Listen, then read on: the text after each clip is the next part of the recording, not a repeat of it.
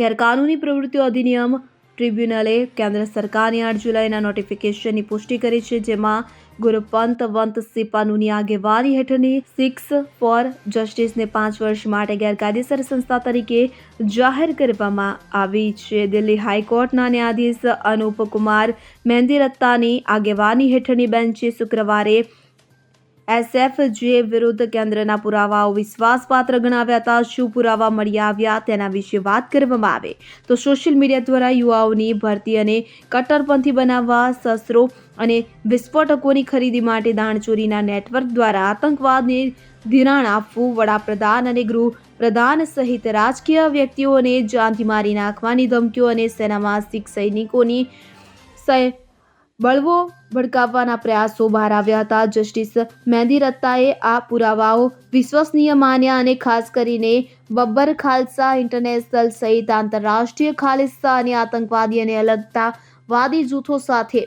એસએફજેના સંબંધો, ટ્રિબ્યુનલે એસએફજેના પાકિસ્તાની આઈએસઆઈ સાથેના સંબંધો અને પંજાબમાં આતંકવાદને પુનર્જીવિત કરવાના તેમના પ્રયાસોની પણ નોંધ લીધી હતી. Bureau report CN24 news. હવે જુઓ દેશ દુનિયાની તમામ ખબરો તમારી આંગળીના ટેરવે. ઉઠાવો મોબાઈલ અને ગૂગલ પ્લે સ્ટોર પરથી ડાઉનલોડ કરો અમારી CN24 ન્યૂઝ મોબાઈલ એપ.